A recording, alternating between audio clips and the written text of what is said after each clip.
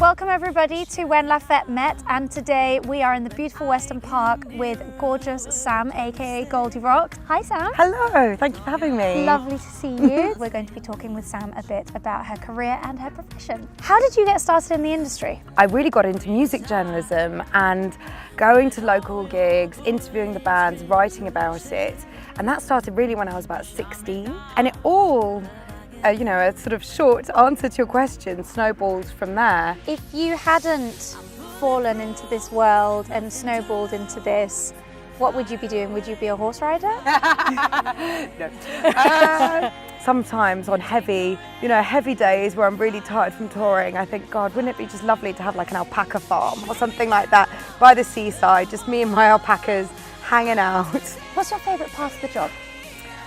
Connecting with the audience. I love that so much, and no matter what else is going on in my life or in the world, that moment, it doesn't matter if people aren't from the same culture or background, or people don't necessarily speak English, but in that moment of music is that universal language, that universal power. It must be quite tough though, because if you go from being on such a high when you're on stage in front of 4,000 people and having the love, and then being alone for a few hours and tired and all of that sort of stuff. Yeah, it can be really tough. I've got a really nice travel bag, like little minis of everything that I use at home, and a really beautiful candle, and I meditate every day. How do you see the future of your industry? Musicians have existed since the dawn of time, forever and ever and ever. The music industry has only existed since the 50s, 60s. So just because it doesn't necessarily look how we imagined it to be, doesn't mean that musicians won't continue to exist. They'll continue to tour and perform and entertain people and sell records.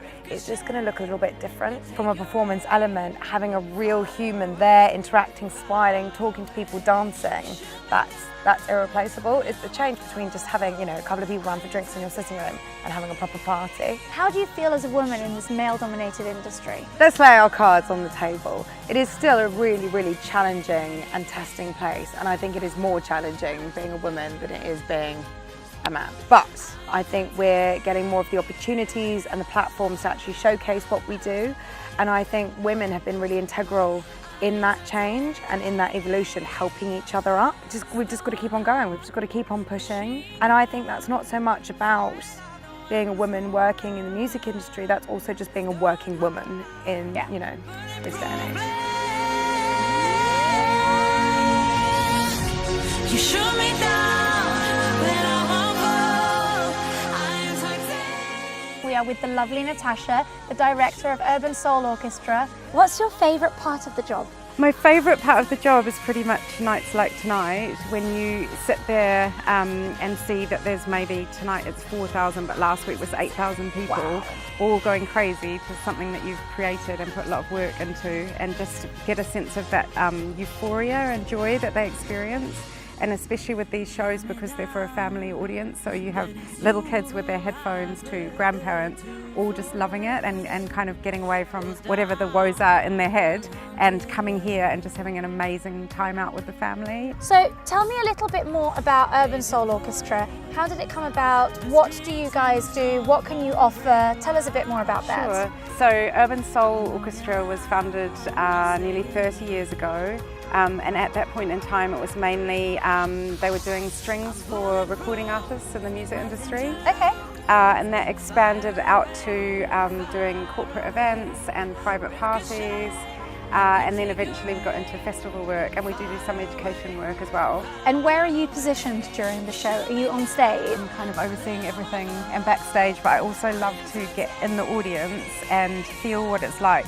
And you guys should come down to the middle, because the sound is incredible from the middle and the light show, but I quite like hearing people's comments, and it helps me with thinking about what might be in the set next year. If people are going tune, tune, or there's a little bit of a lull, and then you just think, how can I perfect it? Yeah. Tell me something unexpected about your profession. Well, I think everyone thinks it's a very glamorous industry, but actually it's a lot of hard work, a lot of detail, a lot of pre-planning, organisation. and then you get nights like tonight when it all comes together, but there's a lot that goes on behind the scenes. Which is interesting for everybody who's watching, because you can obviously see and hear the trials going on and all the preparation going on before the sound check, which starts in 5 minutes. Thank you so much for having us. It's been lovely chatting with you, and thank you all for watching, and see you soon.